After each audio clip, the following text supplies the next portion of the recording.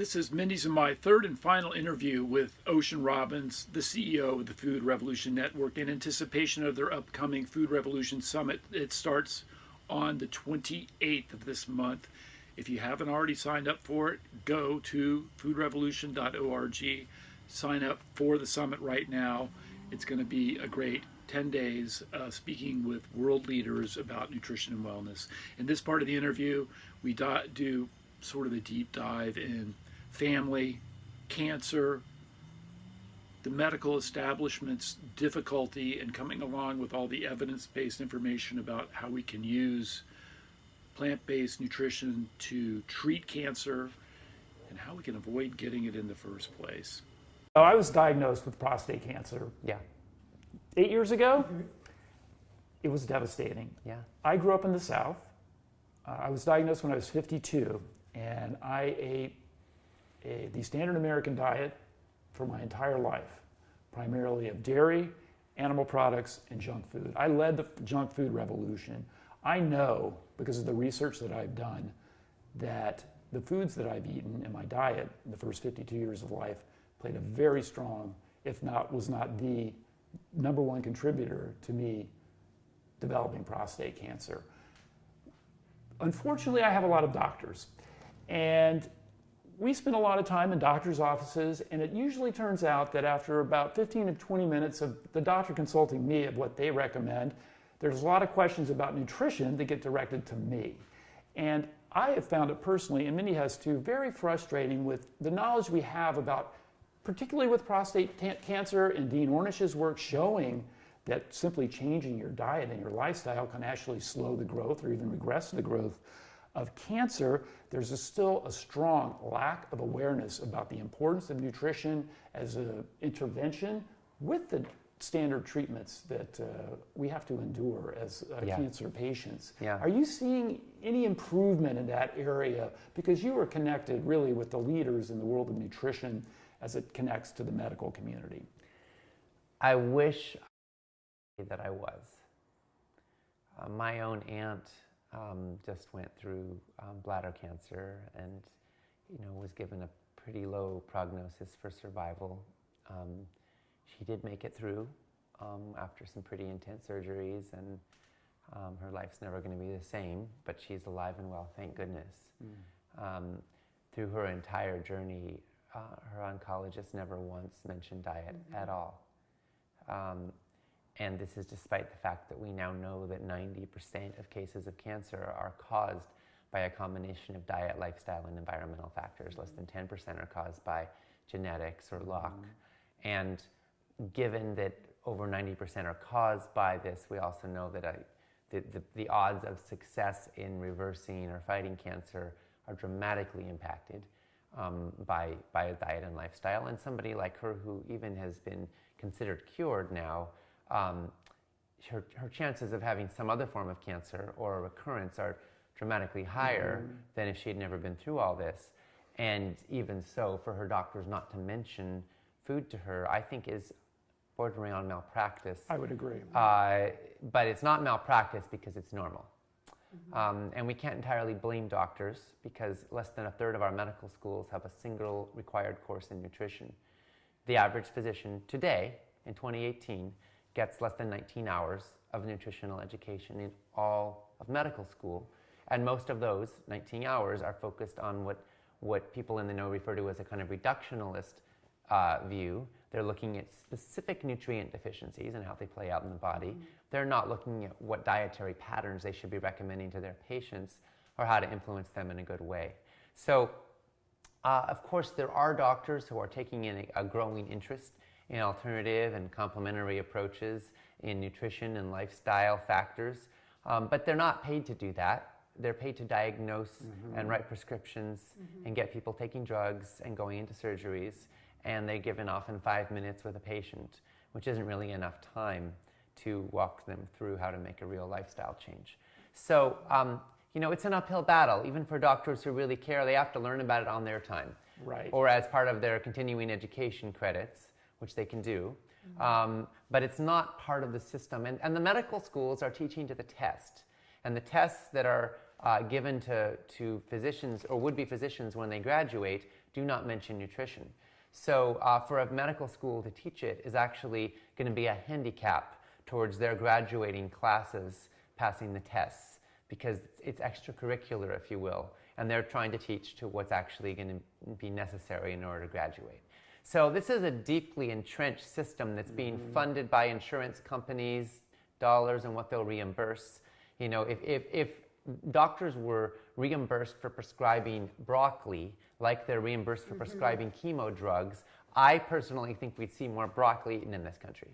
So my vision is that at some point nutrition will be taken seriously, not just as a little side note, oh, maybe by the way you might want to, but as a cornerstone. Food is the foundation of health. It's not a little side footnote. And that's where we need to get to. And as consumers and as patients, we unfortunately have to drive our doctors. You know, there have been studies done showing that the average physician in the United States knows no more than their patients about nutrition in many cases. Or less in some cases. With patients like you, less, you know, way less. And so that's got to change. You know, we have McDonald's in hospitals. You know, we have people coming out of heart surgery, like with their lives on the line at a moment of incredible vulnerability, and they're being given hamburgers, you know, to eat.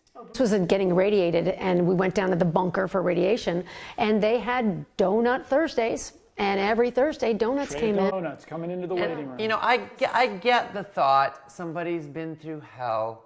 This is not a time to make them feel uncomfortable. You want to make it easy. You want to show that you love them and care for them and let them feel some pleasure and some peace in life when everything's been turned upside down. I get that, right? The thing is that while we want to give people pleasure, there's not a whole lot of pleasure in dying, right? There's not a lot of pleasure in having a heart attack. There's not a lot of pleasure in facing cancer and not knowing if you're going to live to see your next birthday. And so when you really face the facts, there's so much more pleasure in health and vitality and life than there is in the momentary fleeting pleasure of a donut. And so I think that we need to reshape our worldview around pleasure and around life so that we can let food eat to live rather than living to eat. And then when we do that, we'll actually enjoy even our food more because our taste buds will have better circulation. Oh, they'll change, well, absolutely. I know you talk to a lot of people. I want you to know this, that for me personally, I consider my diet to be the most powerful tool that I have in my cancer battle, period. Because I just went through a second round of hormone therapy along with a new drug called Zitigia, which is a chemotherapy drug that typically, I mean, I heard from my doctor, is going to have these tremendous side effects of weight gain and lethargy and lack of the usual things that come along with hormone therapy.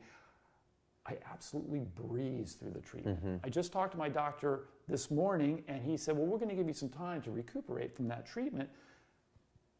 I'm like, I feel great. He's floored by the fact that I thrived during the treatment. Yeah. And as I'm coming out of it, I feel better than I felt my entire life right now. And I'm battling late stage. It's a bizarre thing, but I really want to I want help, and I want to get the message out to people who are suffering from cancer, that if they can move in this direction, they can have a tremendous impact on their outcomes. Yeah. And it's free. Yeah. It doesn't cost anything. It doesn't cost spending your entire retirement funding on battling cancer. It's also because he now has such purpose, you know. I think up to like 8 years ago when he launched into this, he didn't really have the passion of really what the trajectory of his life was going to be. I mean, he was always a loving husband and father, and he was a wonderful caregiver and worker dog, but I'll tell you now, he's just... I didn't find my purpose till I was like 53. There's been such a shift. He wakes up in the morning, he's like, okay, what can I do? Who can I talk to? And it's just, it's phenomenal. And that's why we decided to rent our house for a year and travel the country in this RV and be partners with people that we respect and honor and that are doing the same thing and doing it for the right reasons. You know, we're not doing it for the money.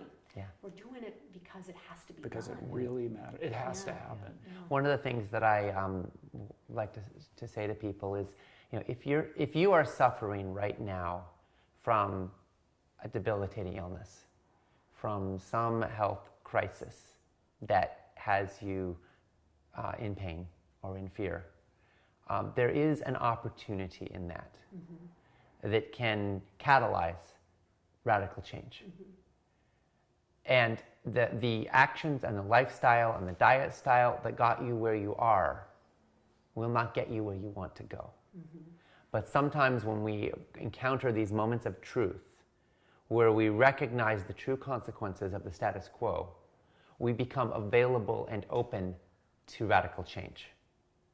And that's when our minds open, that's when our hearts open, that's when our habits become susceptible to radical shift. And if we seize that moment, nothing is ever the same again. You're absolutely right. Yeah. Absolutely right. So are you a fitness fanatic? I know that you, I love the voices of the food revolution. I just read that recently, right after the Food Revolution Summit this past you and year. your father were interacting. That was And the last chapter of your book, it was really touching with the interview with you and your dad, but it sounds like you spent quite a bit of time in the gym together, and you're both runners. Can you speak to that? How does fitness fit into your lifestyle? I love being alive. And I figure if you don't use it, you lose it. And I want to enjoy it. So, you know, I bike most places locally if I don't need to carry a lot of groceries, and then I get outdoors and get exercise. And I live in California where you can do that year-round easily. And you know, and I work out at the gym a couple times a week with my dad, who's 70. And he looks great. His buff is all heck. It's amazing. Yeah. So I actually have a picture of him in one of my presentations without a shirt on. Well, our 9-hour presentation opens with him. It opens with your dad saying... One of your dad's quotes, if you want to know what your health is worth, ask someone who has lost it. And I raised my hand, so you can talk to me. That's right. So then that then unfolds our first story. Yeah. And as you said, it's all about stories. Yeah. And that's what One Day to Wellness is really all about, the stories. That's right. Because we've done everything wrong. Yeah. And we've walked that walk, and now we're in walking, hopefully, in the right directions. There's the saying, a man or a woman with their health has many dreams. A man or a woman without it has but one. Yeah. Well, I've got quite a few. Yes, you do. I'm highly motivated because I too love living, and I state that when I speak too, is that I love living, and I love it now more than I ever have because I do have a purpose, and I know that we can touch people and we can help people just like you do on any scale. If I can have a conversation with one person and help them change the way they think about food, I've probably done the right thing. Yeah. And when we decided, it is genius, I think, to drive around in an RV that's nothing but fruit and vegetables, because we know from our experience, as you do, that you can't confront people, as we talked about earlier, about changing your behavior. But what the hell is that thing? Right. So it's going to prompt the question, what is this and what are you doing? And then that allows a window to open to at least begin the discussion, where otherwise it may have never have happened. Right. Right. So that's our goal. Awesome. What a beautiful goal. Yeah. Well, I hope everybody watching right now will take heart and take part in this mission, which is about your life and your mission, of course, but it's also about our lives. And it's about our mission. I think everybody who cares about food and how it's produced and how it's grown, who cares about health for themselves, for their loved ones, and for their community, and for our species, frankly, has a stake in your success. That's a great way to put it. And we will be passing out your literature throughout the year, and also speaking at conferences with your information. Great. Thank you. Great. Thank you. Thank you very much. It's great to have you here today. Great to be with you. Blessing.